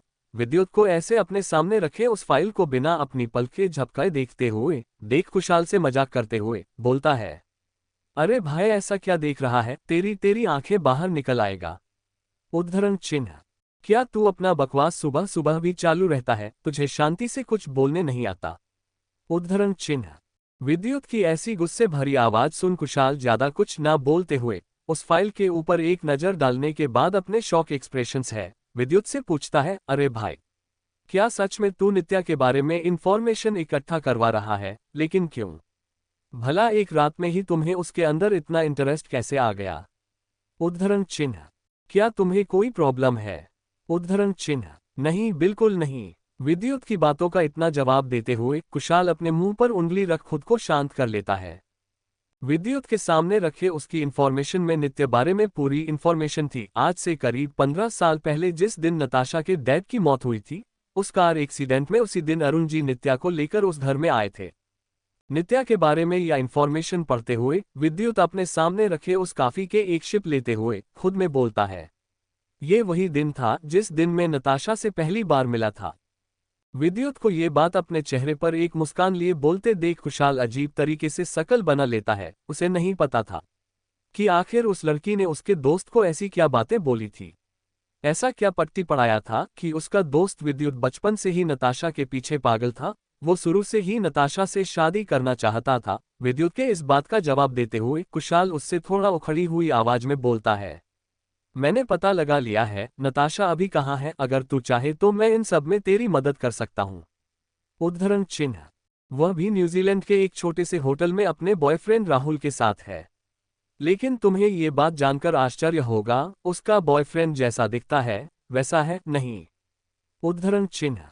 खुशहाल की यह बात सुन विद्युत अपने हाथ में रखे उस कॉफी की मग को नीचे रख देता है। वह कुछ देर कुछ नहीं बोलता, फिर अचानक से अपने चेहरे पर एक छोटी सी मुस्कान दिखाते हुए खुशहाल से बोलता है, नहीं उसकी कोई जरूरत नहीं, मैं नताशा को थोड़ा वक्त देना चाहता हूँ अपने अभी और पिछले जिंदगी के बारे में सोचने के लिए। उद्धरण चिन्ह। विद्युत की यह बात सुन खुशहाल उसे आश्चर्य से देखता है। जिस लड़की से उसका दोस्त प्यार कर रहा था, वह अभी किसी और के साथ अपना वेकेशन एंजॉय कर रही थी। वही उसके दोस्त को इससे कोई प्रॉब्लम भी नहीं था। क्या उसका दोस्त उस लड़की के पीछे इतना ज्यादा पागल था? इस बारे में सोचते हुए अभी खुशहाल विद्युत से कुछ बोल पाता कि उससे पहले ही विद्युत बोलता है, वैसे भी उसकी बहन मेरे लिए काफी लॉयल है, लेकिन मैं ये बात कभी नहीं भूल सकता कि मुझे सिर्फ नताशा से प्यार है। उद्धरण चिन्ह। अगले एक सप्ताह तक रोजाना विद्युत नताशा को टॉर्चर करते रहा। दिन और रात में जब उसका मन हो रहा था, नित्या विद्युत को खुद से दूर भी नहीं कर पा रही थी, क्योंकि वह अपने परिवार के आगे मजबूर थी। इस दौरान विद्युत हर वक्त जब उसके साथ फिजिकल होता तो यही बोलता कि तुम मेरे लिए एक टूल हो, तुम्हें बस अपनी बहन के बदले मुझे रिपे करना है, तब तक जब तक मैं तुमसे थैंक नहीं जाता, मेरा मन तुमसे नहीं भर जाता। उद्धरण चिन्ह। विद्युत का प्यार नताशा के लिए कितना था, यह कोई नित्या से छुपा नहीं था। वह जब भी नित्या के साथ फिजिकल होता, हर रोज दिन उस दौरान वो नताशा का नाम लेता, हर रोज नित्या को इस बात का एहसास दिलाता है कि वह नताशा से कितना प्यार करता है, नताशा को कितना याद करता है। लेकिन इन सब के बाद भी नित्या उसके उसके इस दर्द को अपने मजबूरी की वजह से सहती। इतना ही नहीं, विद्युत के साथ उसकी हैवानियत झेलने बाद नित्या उसके घर के भी वह सारे काम करती जो रोमा आंटी उससे करने के लिए बोलती। ठाकुर परिवार में नित्या की इज्जत एक सर्वेंट से ज्यादा नहीं था, जो बस दो रोटी खा अपने मालिक के काम आते हुए अपनी जिंदगी जी रही थी। नित्या के लाइफ में इतना सब कुछ चल रहा था, उसके बाद भला वो ठीक कैसे रह सकती थी। नित्या भले ही मेंटली विद्युत के दिए इस जख्म और दर्द को सह रही थी, लेकिन फिजिकली नहीं। जो दवा उसको हर रोज काफी में मिला रोमा आंटी दे रही थी, वह भला अपना असर तो दिखाएगा ही। एक सप्ताह बाद विद्युत अभी अपने ऑफिस में बैठा हुआ था, वही सामने कुशाल भी था। दोनों अभी किसी प्रोजेक्ट के ऊपर डिस्कस कर रहे थे कि तभी विद्युत को रोमा आंटी का ये कॉल आता है कि आज सुबह ही पता नहीं कैसे, लेकिन नित्या लिविंग हॉल में काम करते हुए बेहोश होकर गिर गई। ठीक है, मैं आता हूँ, आप उसे हॉस्पिटल लेकर चलिए। उद्धरण चिन्ह। रोमा आंटी के बातों का इतना जवाब देते हुए विद्युत फोन रख तुरंत से अपने कार की चाबी निकाल केबिन से होता है कि तभी कुशाल विद्युत को रोक उसके साथ चलने की बोलता है। अभी अभी फोन पर जो कुछ भी विद्युत ने बात किया था, वो सब कुशाल ने भी सुना था। ये जानने के बाद कि नित्या बेहोश हो गई है, कुशाल भी खुद को रोक नहीं पाता। वह यहाँ ऑफिस में नहीं बैठ सकता था, उसे भी नित्या की हालत के बारे में जानकारी लेनी थी, इसलिए वो भी विद्युत के साथ चल देता है। मिस्टर ठाकुर, आपको अपनी वाइफ की देखभाल अच्छे से करनी चाहिए थी। ये जानने के बाद कि वह इतना हार्ड ड्रग्स ले रही हैं, या उनके लिए ठीक नहीं कि वह खुद के सेहत का ध्यान भी नाटक है। उद्धरण चिन्ह। इन कुछ दिनों में उन्होंने खुद की देखभाल बिल्कुल ही नहीं की है, इसी की बदौलत आज उनकी यह हालत है, और अगर ऐसे ही चलता रहा तो वह ज्यादा वक्त तक सही नहीं रह पाएगी। उद्धरण चिन्ह। बिस्तर पर लेटी नित्या की ऐसी गंभीर हालत देख वह डॉक्टर थोड़ा गुस्से में अपने सामने खड़े विद्युत ठाकुर से बोलता है। वहीं पास में खड़ा कुशाल भी था। उस डॉक्टर की यह बात सुन कुशाल की आंखें तिरछी हो जाती है। उसे इस बारे में कुछ नहीं पता था। वही उस डॉक्टर के बातों का विद्युत कोई जवाब नहीं देता, उसे बस घूरते हुए एक बार देखता है, जिससे वह डॉक्टर समझ गया था कि उसे अब ज्यादा नहीं बोलना चाहिए। उसने पहले बहुत ज्यादा बोल दिया है, इसलिए वह तुरंत नित्या के लिए कुछ मेडिसिन लिख वहां से जाते हुए विद्युत से बोलता है। मिस्टर ठाकुर, मैंने मैडम के लिए दवा लिख दिया है, लेकिन मुझे उम्मीद है आप उस ड्रग्स को मैडम को लेने से रोकेंगे। इतना बोल बिना कोई देरी किए वह डॉक्टर उस वार्ड से चला जाता है। डॉक्टर के उस वार्ड से जाने के बाद तुरंत से कुशाल विद्युत से पूछता है, आखिर नित्या को तुम कौन सी ड्रग्स दे रहे हो? वो खुद से भला ड्रग्स क्यों लेगी? उद्धरण चिन्ह। विद्युत कुशाल के इस सवाल का कोई जवाब नहीं देता। ये देख कुशाल को समझते देर नहीं लगता कि विद्युत ने नित्या को कौन सी ड्रग्स दी होगी और क्यों। इस बारे में सोचते हुए तुरंत से कुशाल विद्युत से थोड़ा गुस्से भरी आवाज में बोलता है, तू इतना बड़ा जानवर कैसे हो सकता है? तुझे पता है वह ड्रग्स उसके जीवन के लिए खतरा साबित हो सकता है, फिर भी तू उसके ऊपर उसे कैसे इस्तेमाल कर सकता है? उद्धरण चिन्ह। तुम्हें उससे कोई फर्क नहीं पड़ना चाहिए। उद्धरण चिन्ह। विद्युत की यह जवाब सुन कुशाल गुस्से में अपने हाथ की मुट्ठी बांध लेता है। उसका दोस्त बिस्तर पर सोए इस लड़की के साथ बहुत ज्यादा गलत कर रहा था। अगर ऐसा ही चलता रहा तो ये लड़की कभी भी मां नहीं बन पाएंगे, और हो सके तो वो शायद जिंदा भी ना रह पाए। लेकिन उसके दोस्त को ये समझ नहीं आ रहा था, आखिर वह इस लड़की के साथ इतना जानवरों जैसा कैसे सलूक कर सकता था। लेकिन विद्युत कुशाल के किसी भी सवाल का जवाब देने के मूड में नहीं था। वह कुछ नहीं बोलता। उसकी यह हरकत देख कुशाल को काफी ज्यादा गुस्सा आता है कि तभी उसके कानों में नित्या की धीमी आवाज सुनाई देती है, जो कि वह कुशाल से पूछ रही थी, तो रोमा आंटी जो कॉफी मुझे देती थी उसमें तुमने कोई मेडिसिन मिलाया था? लेकिन क्यों? उद्धरण चिन्ह। नित्या की धड़कनें अभी बहुत तेजी से चल रही थी। वह काफी ज्यादा घबराई थी। उसकी सांसें भी अभी रुक रुक कर चल रही थी। उसे विश्वास नहीं हो रहा था। उसे इतना मेंटली फिजिकली हैरेस करने के बाद भी विद्युत को चैन नहीं था। जो वो उसके आगे की लाइफ के लिए उसके शरीर को खराब कर रहा है। इस बारे में सोचते हुए वह काफी ज्यादा गुस्सा थी। वहीं ये देखने के बाद कि नित्य ने सब कुछ सुन लिया है और वह उससे सवाल पूछ रही है, विद्युत के चेहरे का एक्सप्रेशन बिल्कुल नहीं बदलता। वह बिल्कुल भी नहीं घबराता, अभी भी उसके चेहरे का एक्सप्रेशन कोल्ड था। वह नित्या से बड़े ही आराम से जवाब देता है, तो क्या तुम्हें नहीं पता मैंने वो मेडिसिन तुम्हें किस लिए दिया होगा, जब हम हर रोज इंटीमेट हो रहे हैं। उद्धरण चिन्ह। तुम्हें ये बात नहीं भूलना चाहिए, तुम मेरे लिए बस एक खिलौना हो, वो खिलौना जिसके साथ मैं तब तक खेलना चाहता हूं जब तक कि मेरा मन नहीं भर जाता। विद्युत की यह बातें नित्या के सीने में खंजर की तरह लग रही थी। विद्युत की सारा बातें मानने के बाद भी यह आदमी उसे जानवरों की तरह ट्रीट कर रहा था। ये सब सोचने हुए नित्या अपने आंखों के आंसू को नहीं रोक पाती। वह रोते हुए विद्युत से बोलती है, क्या तुम्हें थोड़ी सी भी शर्म नहीं आती? क्या तुम इंसान नहीं? उद्धरण चिन्ह। विद्युत नित्या की यह बात सुन तुरंत से नित्या के पास आ उसके चेहरे पर अपनी पकड़ बढ़ाते हुए उससे बोलता है, तुम्हारे ये आंसू मुझे कमजोर नहीं सेटिस्फैक्शन देते हैं, इसीलिए तुम्हें इसे हथियार की तरह इस्तेमाल करने की जरूरत नहीं। इतना बोल बिना कोई देरी किए तुरंत से विद्युत उस वार्ड के बाहर चला जाता है। विद्युत के जाते ही नित्या के आंसू आंखों से और ज्यादा जोर से बहने लगता है। वह सोच भी नहीं सकती थी कि उसने किस राक्षस से शादी कर लिया है। उसके नानाजी का कहना गलत नहीं था, वैसे ही उन्होंने उसे विद्युत के मामले में पढ़ने के लिए मना नहीं कर रहे थे। शुरू से ही विद्युत की सारी गलती और सजा बर्दाश्त करने के बाद भी वह आदमी अपनी हैवानियत कम नहीं कर रहा। उसके मन में शुरू से ही नताशा थी, इसलिए वो अपना बदला लेने के लिए ही उसके साथ ऐसा दरिंदगी दिखा रहा है। लेकिन उसका प्यार भी अजीब था। अगर वह नताशा से इतना ज्यादा प्यार करता था तो फिर वह उसके साथ फिजिकल क्यों हो रहा था? ये सब सोचते हुए नित्या के आंखों से आंसू और ज्यादा तेजी से बहने लगता है। अभी जो कुछ हुआ था वह सब कुछ खुशहाल ने भी सुना और देख था। उसे यकीन नहीं हो रहा था कि उसका दोस्त इतना बेरहम हो सकता है। ऐसी मासूम छोटी बच्ची जैसी लड़की के साथ इतना ज्यादा हैवानियत कैसे दिखा सकता है वह? लेकिन खुशहाल अपने दोस्त को नहीं रोक सकता था। वह जानता था उसका दोस्त जानवर है, लेकिन इस लड़की की थोड़ी मदद तो जरूर कर सकता है। ये सोचते हुए खुशहाल नित्या की तरफ अपनी हैंकी बढ़ाते हुए बोलता है, ऐसी आंसू बहाने से कुछ नहीं होगा, पहले तुम अपनी आंसू को पोंछना होगा।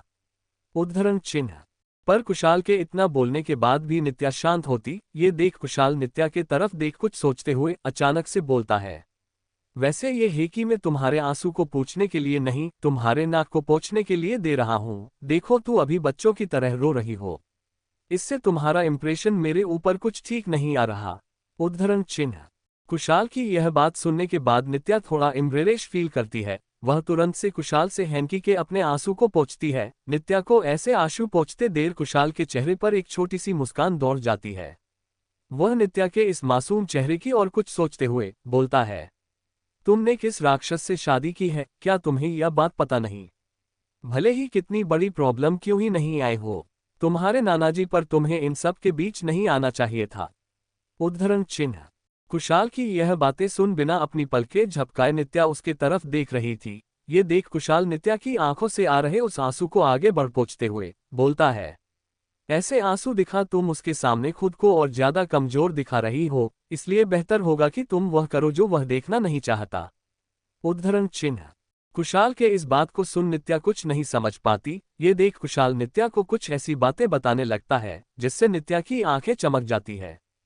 दूसरी तरफ विद्युत ने भले ही नित्या से यह बात बोल दी थी कि उसकी आंखों में आंसू देख उसे सेटिस्फैक्शन मिलता है, लेकिन ऐसा कुछ नहीं था।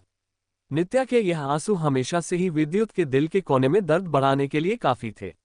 उसे नहीं पता था क्यों, लेकिन वो इस लड़की की आंखों में आंसू देखना पसंद नहीं करता था। लेकिन वह खुद को वैसे उस लड़की के सामने उसकी फिक्र जाता हुआ भी नहीं देखना चाहता था, इसलिए उसने उसे यह जानबूझकर बातें बोली थी। बाहर निकलने के बाद विद्युत सिगरेट जला उसे पीता है। एक पूरी सिगरेट को खत्म करने के बाद अंत में विद्युत गहरी सांस ले नित्या के वार्ड की तरफ जाने की सोचता है, जिससे वह उसे चुप करा सके या फिर वह उसे बोल सके उसके आंसू से पसंद नहीं। वह रोना बंद कर सकती है, लेकिन जैसे ही विद्युत नित्या के वार्ड के बाहर पहुंचता है, सामने का नजारा देख विद्युत हैरान रह जाता है। अभी नित्या खुशहाल के गले लगे हुए रो रही थी। उन दोनों को ऐसे गले लगे देख विद्युत अपने हाथ की मुट्ठी बांध लेता है। अभी विद्युत काफी ज्यादा गुस्से में लग रहा था। खुशहाल और नित्या को ऐसे इतना करीब देख विद्युत को बर्दाश्त नहीं हो रहा था। थोड़ी देर पहले नित्या के आंखों से निकले उस आंसू को देख विद्युत को ऐसा लगा था जैसे उसने कुछ ज्यादा ही गलत कर दिया है, इसलिए वो अभी उस लड़की के पास जा उसे के आंसू पोंछने ही वाला था कि उससे पहले ही इस लड़की ने अपने आंसू उसके दोस्त के सामने दिखा उससे सिंपैथी ग्रहण करना चालू कर दिया। सच में ये काफी चालू लड़की है। ये देखने के बाद विद्युत अब और ज्यादा वहां पर नहीं रुक सकता था। वह तुरंत से उस हॉस्पिटल से बाहर निकल अपनी ऑफिस के लिए चला जाता है। उसकी बीवी को पहले ही उसके दोस्त के कंधे का सहारा मिल चुका था। ये सोचते हुए विद्युत बहुत तेजी से कार को ड्राइव कर रहा था। उसे समझ नहीं आ रहा था कि नित्या उसके दोस्त के कंधे पर सिर रख भला रो कैसे सकती थी। भाग 10। नित्या को कुशाल के साथ इतना क्लोज देखने के बाद विद्युत को पता नहीं क्यों कुछ ठीक नहीं लग रहा था। आज पूरे दिन ऑफिस में काम करने के दौरान विद्युत का मन बिल्कुल भी काम में नहीं लग रहा था। वो अभी अंदर से काफी ज्यादा फ्रस्ट्रेटेड फील कर रहा था। वहीं दूसरी तरफ शाम के 7 बजे बज रहे थे। नित्या अभी अपने कमरे में लेटी हुई थी कि तभी रोमा आंटी उसके कमरे में आती है।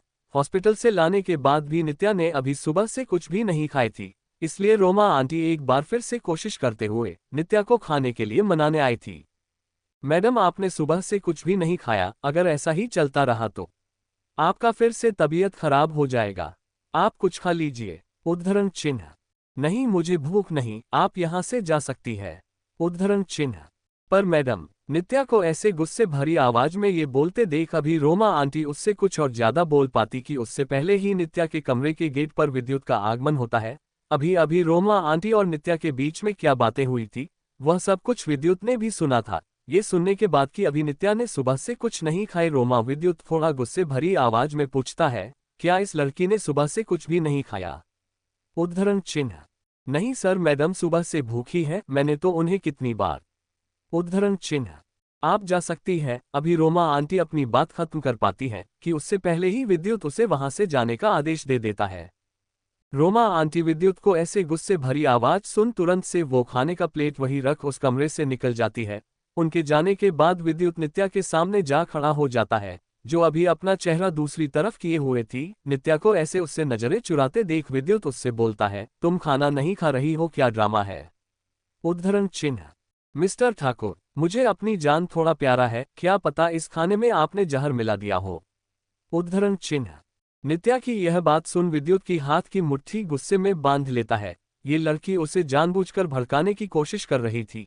ये सुनते ही उसके गुस्से का कोई सीमा नहीं रहता। वह तुरंत नित्या से अपने दांत पीसते हुए बोलता है, तुम्हारे खानदान की सारी लड़कियों यही उपब्रिंगिंग है, लेकिन तुम तो अपनी बहन से भी ज्यादा गंदी हो। उद्धरण चिन्ह। मिस्टर ठाकुर, ये मैं हूं, यहाँ पर आपको मेरी बहन का लाने की जरूरत नहीं, या फिर मुझे उनके साथ कंपेयर करने की भी जरूरत नहीं, और वैसे भी अब तो वो आपके साथ भी नहीं है। उद्धरण चिन्ह। नित्या की यह बात सुन विद्युत के जिस्से का कोई ठिकाना नहीं रहा था। वह तुरंत से नित्या के चेहरे को पकड़ उस पर अपनी उंगलियां दबाते हुए बोलता है, तो तुम कहना चाहती हो कि तुम किसी के साथ भी कितना भी क्लोज हो सकती हो? उद्धरण चिन्ह। यह क्या बकवास है, मैंने ऐसा कब किया?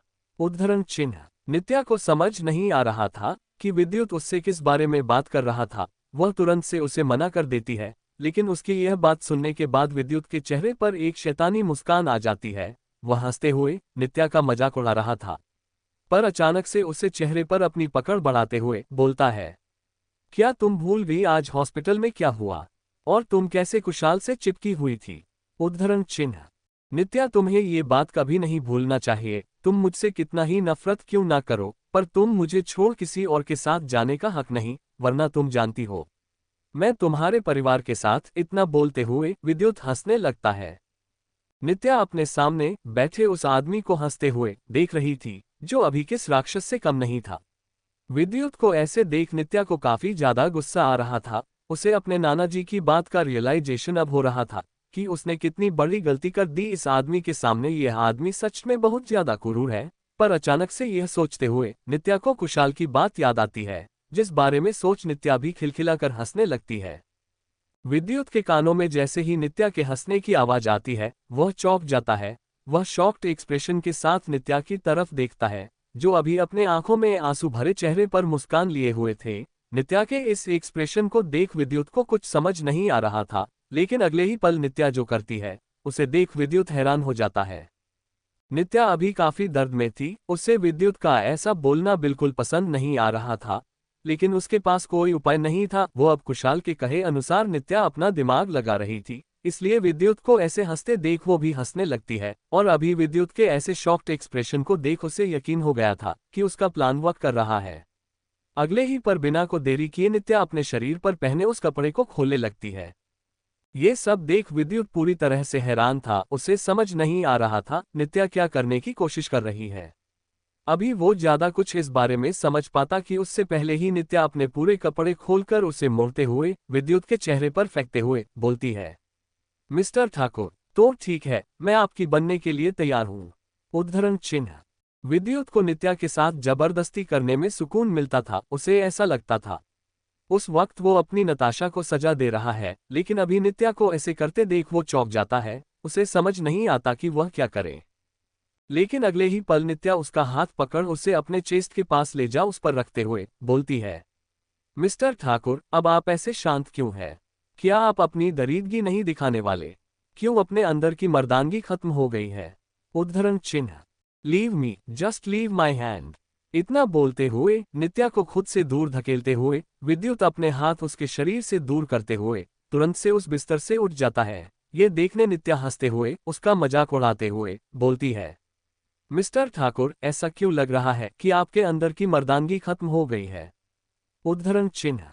नित्या क्या बोलना था कि अगले ही पल में विद्युत गुस्से में उसके चेहरे के पास आ उसे पकड़ते हुए अपनी दांत पिसते हुए बोलता है, तुम मुझे उकसाना बंद करो, मुझे ये सब बिल्कुल पसंद नहीं। तुम्हें यह नहीं भूलना चाहिए कि मैं तुम्हारा मालिक हूं और तुम मेरी खिलौना जिसे मैं जब चाहूं तब खेल सकता हूं। उद्धरण चिन्ह। हाँ मिस्टर ठाकुर, मुझे पता है, इसीलिए तो यह खिलौना आज खुद से आपको खेलने के लिए बोल रहा है। इतना बोलते हुए नित्या अब खुद की आंखों पर कंट्रोल नहीं कर पाती और उसकी आंखों से आंसू गिरने लगता है, लेकिन अभी भी अपने चेहरे पर मुस्कान दिखाने की कोशिश कर रही थी, लेकिन उसके अंदर का दर्द उसकी आंखों से निकल रहा था। नित्या को ऐसे रोते देख विद्युत की पकड़ उसके चेहरे से ढीली हो जाती है। वह इस लड़की को रोते हुए नहीं देखना चाहता था। क्यों? ये बात वो समझ नहीं पा रहा था कि आखिर वो उसे क्यों रोते हुए नहीं देखना चाहता था। उद्धरण चिन्ह। नित्या को ऐसे रोते देख विद्युत उसके चेहरे को छोड़ उससे दूर होते हुए अपने लड़खड़ाते आवाज में बोलता है, चुपचाप से अपने कपड़े पहनो। मुझे ऐसा बिल्कुल पसंद नहीं और यह रोना धोना तू मेरे सामने बिल्कुल मत करना। उद्धरण चिन्ह। इतना बोलते हुए विद्युत बिना कोई देरी किए उस कमरे से निकल जाता है। विद्युत गुस्से में नित्या के कमरे से निकलता है। अभी विद्युत काफी ज्यादा गुस्सा था। नित्या के कमरे से निकलने के बाद वह अपने घर के गेस्ट रूम में जा वहां पर बिस्तर पर बैठ गुस्से में बिस्तर पर हाथ मारता है। उसे समझ नहीं आ रहा था कि वह इस लड़की का क्या करे और अचानक से उसके अंदर ऐसा बदलाव कैसे आ गया जो आज वो खुद उसे सामने से सिड्यूस कर रही थी। या सोचते हुए विद्युत काफी ज्यादा परेशान था। रात के 1 बजे रहे थे, लेकिन विद्युत की आंखें अभी भी खुली हुई थी। उसके आंखों में नींद नहीं था, उसे नींद नहीं आ रहा था। वह अभी गेस्ट रूम के बिस्तर पर लेटा हुआ था, लेकिन उसके आंखों के सामने बार बार नित्या का चेहरा ध्यान आ रहा था। इस बारे में सोचते हुए अंत में विद्युत खुद पर कंट्रोल न करते हुए उस कमरे से निकल जाता है। वह जैसे ही अपने कमरे में पहुंचता है, उसकी नजर बिस्तर पर लेटी नित्या पर जाती है, जो अभी नित्या बिस्तर में बच्चों के साथ सोई हुई थी। वह खुद के शरीर को पूरी तरह से मोड़कर लेटी हुई थी। वही उसका शरीर अभी भी नेकल था। ऐसा लग रहा था जैसे वो अभी भी कोई कपड़ा नहीं पहन हुए थी। वही उसके ऐसे ऐसे सोने की वजह से नित्या का आद्या से जाना शरीर कंबल के बाहर था। ये देख विद्युत नित्या के तरफ बढ़ता है उसकी मदद करने के लिए, पर जैसे ही वह नित्या के पास जा उसके कंबल को उठा नित्या के शरीर को कवर करने की सोचता है कि तभी विद्युत की नजर नित्या नेकल शरीर पर जाती है, जहां चारों तरफ स्क्रैच लगे हुए थे। नित्या के खूबसूरत गोरे शरीर पर चारों तरफ दाग लगे हुए थे। ये देख विद्युत की आंखें फटी की फटी रह जाती है, लेकिन ये सारे दाग जो भी नित्या के शरीर पर दिख रहे थे वह विद्युत का ही दिया हुआ था। इस बारे में सोचते हुए विद्युत की हाथ की पकड़ उस कंबल पर और ज्यादा मजबूत हो जाती है। वह खुद को बड़ी मुश्किल से नित्या से शरीर पर लगे उन स्क्रैच से अपना ध्यान हटा उसके शरीर पर वह कंबल डाल उस कमरे से बाहर निकल जाता है। आगे की कहानी सुनने के लिए अगला भाग देखें।